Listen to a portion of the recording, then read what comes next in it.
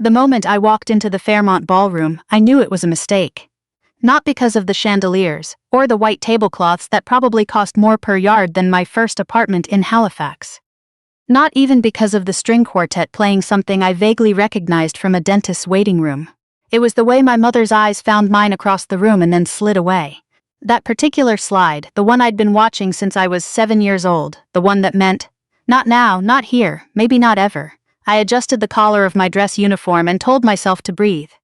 My niece Celeste had sent the invitation herself. Handwritten, which I appreciated. She'd pressed a small maple leaf sticker on the envelope flap, which was so purely her that I'd stood in the hallway of my quarters in Esquimalt for a full minute just holding it. She was marrying a man named Ben Tremblay, a high school history teacher from Gatineau who apparently loved her the way a person should be loved. Openly, loudly, without conditions. I'd only met him twice, but both times he'd shaken my hand and said, "Sir, wait, sorry ma'am, Celeste talks about you constantly." That was enough for me, so I came. Ottawa in June, the humidity already building toward something unpleasant. The kind of day that made my dress whites feel like a second skin I couldn't shed. I took a taxi from the hotel rather than asking anyone for a ride. Old habit. Keep your exits clear. The room was already full when I arrived. Aunts and uncles I could name but hadn't spoken to in years. Cousins who'd grown into people I didn't recognize. Family friends who smiled in that way that meant they knew something had happened between my family and me, but had never been told what, exactly. The comfortable fog of polite Canadian avoidance. I understood it. I lived in it too most days. I found my seat at a table near the back, table 11, that told me everything I needed to know about where I stood in the seating chart. My father, Theodore Alcott, found me before the appetizers arrived. I heard him before I saw him. That walk, the deliberate weight of a man who had always believed he was the most important person entering any room. He'd been a civil engineer for 30 years, and he moved through spaces like he'd designed them himself and found them slightly inadequate. "Well," he said. I looked up. He looked older. Of course he did. It had been 17 years. His hair had gone fully white and he'd developed the kind of posture that came from decades of looking down at blueprints. But his eyes were the same. Pale gray, evaluating, always arriving at the same conclusion. Not enough. "Dad," I said. He pulled out the chair beside me without asking and sat down. That too was familiar. Theodore Alcott did not ask for things, he repositioned them. "Celeste invited you," he said. It wasn't a question. It wasn't quite an accusation. It sat somewhere between the two in that narrow valley I'd always occupied. "She did," I said. "She's my niece. You haven't been here." He said it the way he said most things. Flatly, like a finding in a report. No inflection to indicate whether he meant it as blame or as fact. Over the years I'd come to understand that for my father those two things were generally the same. I picked up my water glass. "No, I haven't been here." He looked at my uniform then. I watched him do it, the slow inventory, the gold braid on the sleeve, the service ribbons, the rank insignia on the epaulettes. He looked at it the way he looked at a structure he hadn't designed, finding the load-bearing points. "Checking the math. The Navy," he said. "Yes, you're still in. Still in." He nodded very slightly, the way a man nods when he's deciding not to say something, then he said it anyway. "You were always running away from something, Evelyn. That's what this was, all of it." I set my water glass down. I kept my hands very still. 17 years, and the first thing. The absolute first thing. "I'm glad Celeste is happy," I said. "She looks beautiful." He wasn't finished, he never was. "Your mother had to explain your absence to every single person in this family for 17 years. Do you have any idea what that did to her? What it did to us? You simply vanished. No calls, no visits at Christmas, nothing, and now you show up in." He gestured at my uniform, and the gesture was not respectful. "Dressed like you're expecting a parade, Theodore." My mother had materialized at his elbow. Judith Alcott née Frazier, wearing a pale blue dress that matched her eyes and an expression that matched nothing at all. She put her hand on his arm, not to comfort him but to manage him. She'd been doing that my whole life. "This isn't the time." "When is the time, Judith?" "When she decides to show up again in another 17 years. Several people at adjacent tables had gone very quiet. I recognized the specific quality of that silence. The Canadian social contract at maximum pressure. Everyone desperately wanting to look elsewhere but unable to. I looked at my father. "You told me to leave," I said. My voice came out quieter than I intended, which was actually better. I was 22. "You told me that if I didn't finish my commerce degree and join Alcott Engineering, I had made my choice and you were making yours. Those were your exact words." His face didn't change. "You were throwing your life away on." "I was accepted into the Naval Officer Training Program at CFB Venture," I said. "I told you that. I was excited. I thought you'd. I stopped. It doesn't matter what I thought. You could have had a real career. Something went quiet inside me. Not the hurt. The hurt was old and therefore uninteresting. What went quiet was the part that had been expecting something different. The part that had, despite 17 years and a decade of therapy and 2 combat deployments and everything in between, still come to this wedding with some small, embarrassing flicker of hope. That part just went out like a pilot light in a cold house.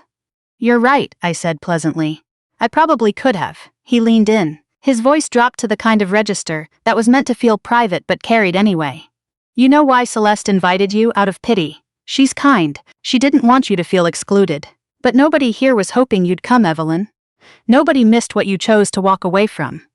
I looked at him for a moment, then I picked up my water glass and took a long, slow sip. I thought about the letter Celeste had sent, the maple leaf on the envelope, the way she'd written, "I want you there, Aunt Evelyn.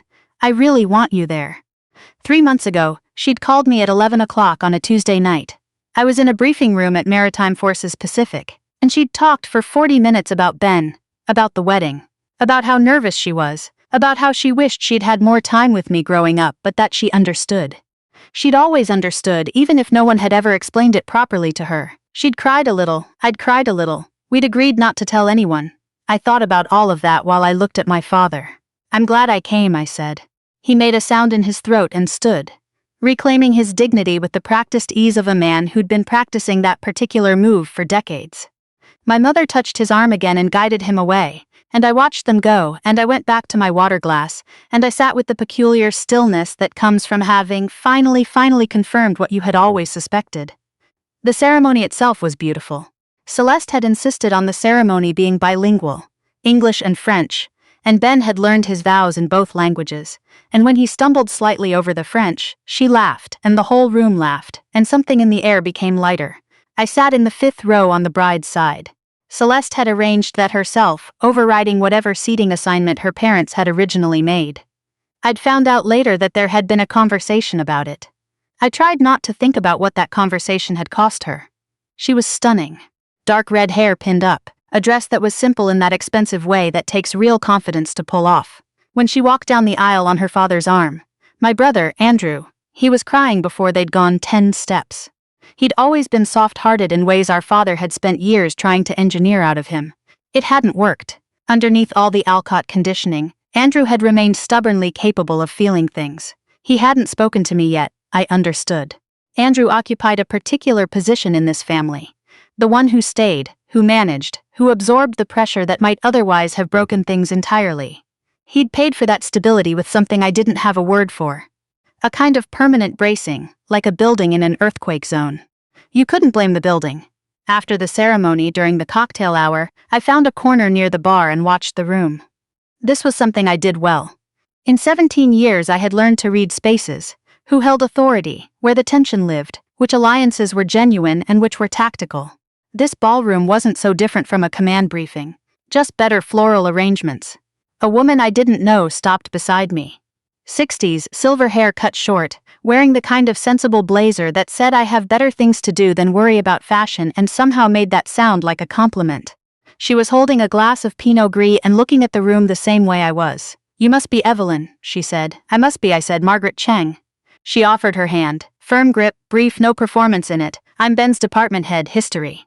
I insisted on coming because I'm enormously nosy and Ben is my favorite teacher on staff." I liked her immediately. Evelyn Alcott. Her eyebrows went up just slightly. Not at the name, at something else.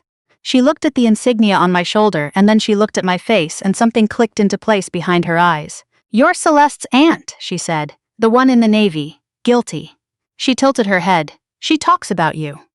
More than you might expect, given the circumstances." She said the circumstances the way thoughtful people say things they've been told not to ask about directly. "She's very proud of you." I didn't say anything for a moment.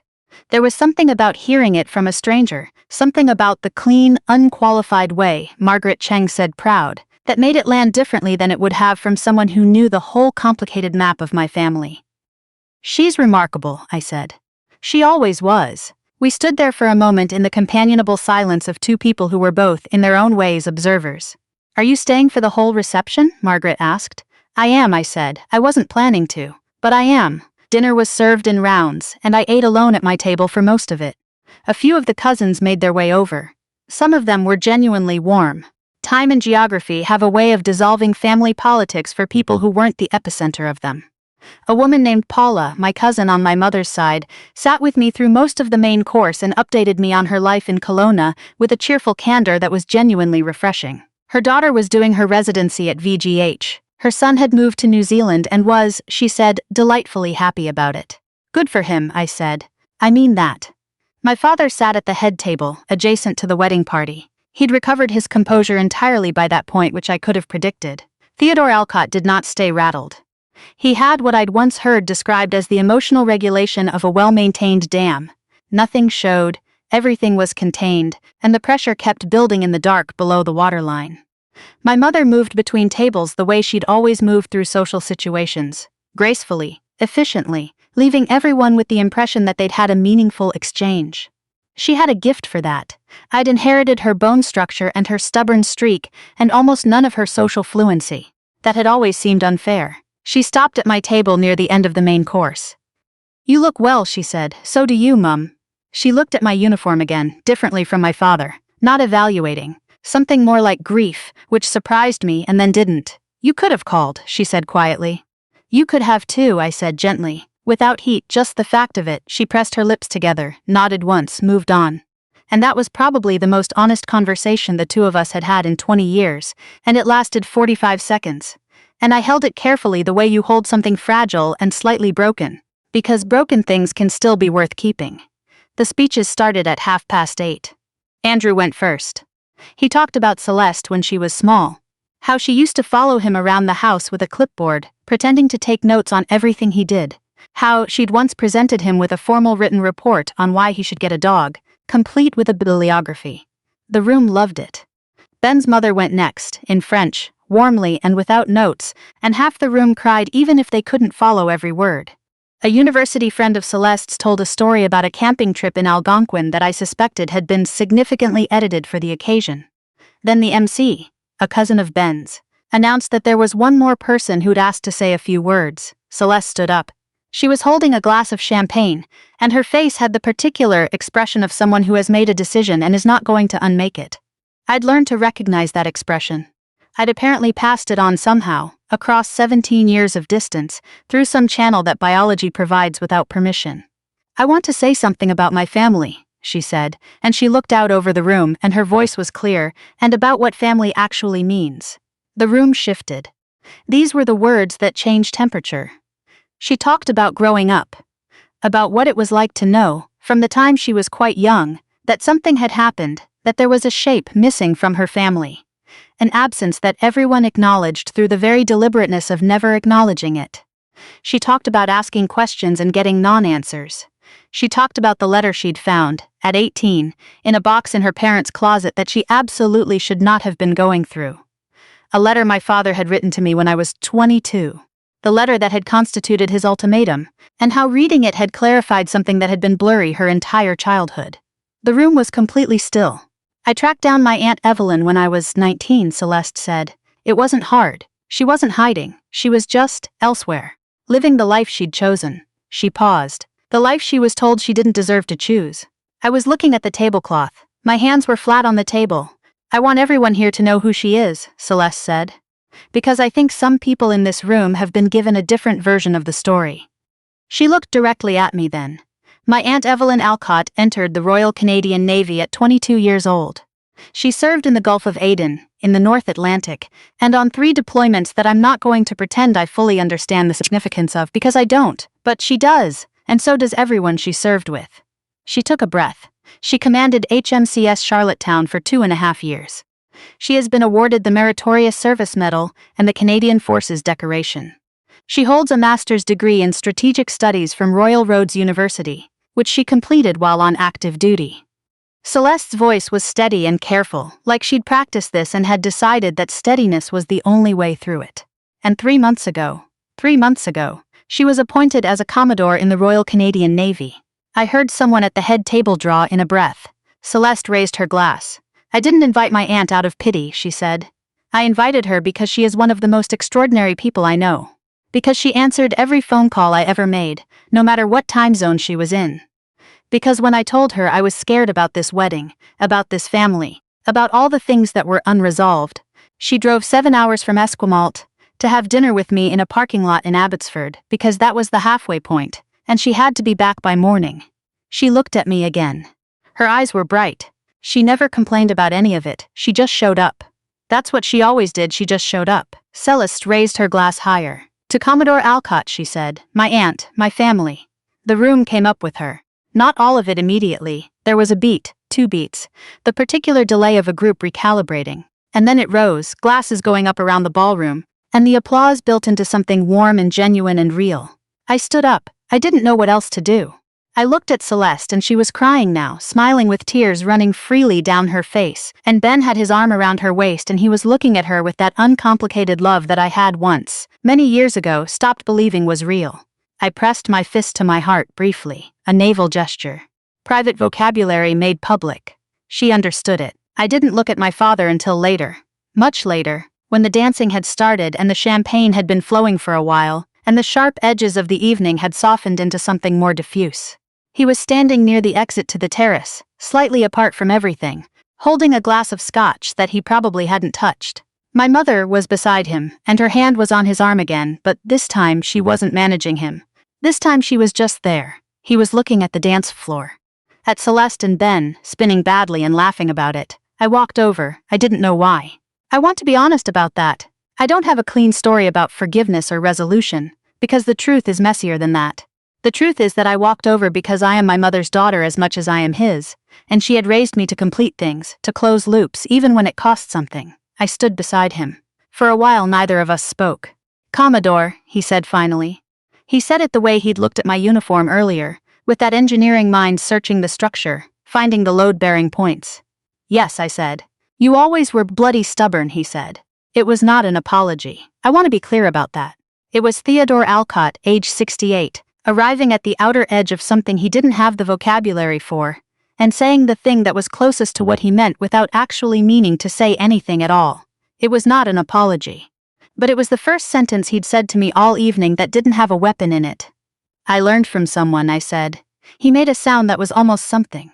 Not quite a laugh. Something adjacent to it. We stood there for another moment, the two of us, watching Celeste attempt to teach Ben a dance move that he was clearly never going to master. The string quartet had given way to a DJ who was mercifully restrained. Someone's toddler was asleep on a chair in the corner, entirely unbothered by all of it.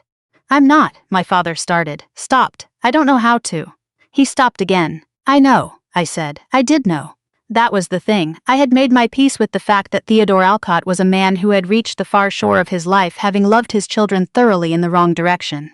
He'd wanted things for us that we hadn't wanted for ourselves, and he'd mistaken that wanting for wisdom. And he'd made choices he almost certainly believed were right and possibly privately knew were not. That was a story as old as families. It wasn't forgiveness. Let me be accurate, it wasn't forgiveness. It was more like understanding the blueprint of a building and being able to see, finally, exactly where the design had gone wrong. The building was still flawed. You could see the flaw clearly. And you could also see that the engineer had been working with limited materials and no one to tell him otherwise, and that didn't fix anything. But it meant something. I need some air, I said. He nodded. I walked through the terrace doors into the Ottawa night.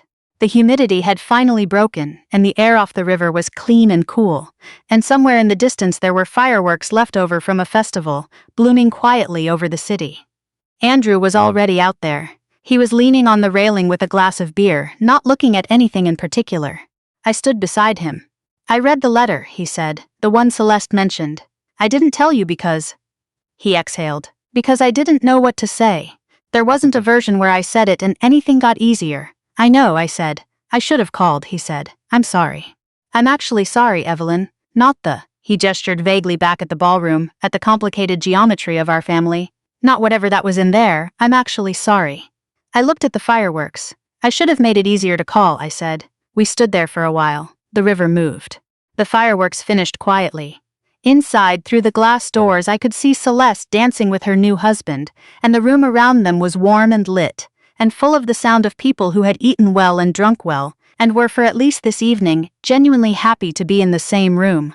She caught my eye through the glass. raised her glass just slightly. I raised mine back. Andrew watched this.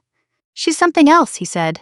"She really is," I said. He put his arm around my shoulders briefly, the way older brothers do when they've run out of words. I let him. Outside in the Ottawa air, with the river below us and the party behind us and 17 years that couldn't be undone but could perhaps, with patience and willingness, be built around. I let him. I stayed for another 2 hours. When I finally left, Celeste walked me to the door. She'd taken off her shoes at some point and was padding across the lobby floor in her bare feet, her hair half escaped from its pins, looking like someone who had done something real and irreversible and was glad of it. "You didn't have to do that," I said. "The speech." "Yes, I did," she said simply. "It might make things complicated. With your parents. With Aunt Evelyn." She stopped walking and looked at me directly, and she had my mother's eyes and my grandmother's stubbornness and something completely her own. Things were already complicated. I just said true things out loud. That's allowed. I laughed. Something loosened in my chest. A thing I hadn't known was held tight. "That's allowed," I agreed. She hugged me. She was the kind of person who hugs the way people are supposed to hug, completely and without an exit strategy. And I held on to my niece in the lobby of the Fairmont in Ottawa, while the party continued behind the closed doors, and the city went quietly about its evening outside the windows. "Come for Thanksgiving," she said into my shoulder. "Don't make it weird, just come." "It'll be weird," I said. "Probably," she said. "Come anyway." I drove back to my hotel with the windows down. The Ottawa air smelled like cut grass and something faintly floral, and the streets were quiet. The way streets are quiet after midnight in a city that has decided to sleep. I thought about the letter my father had written when I was 22.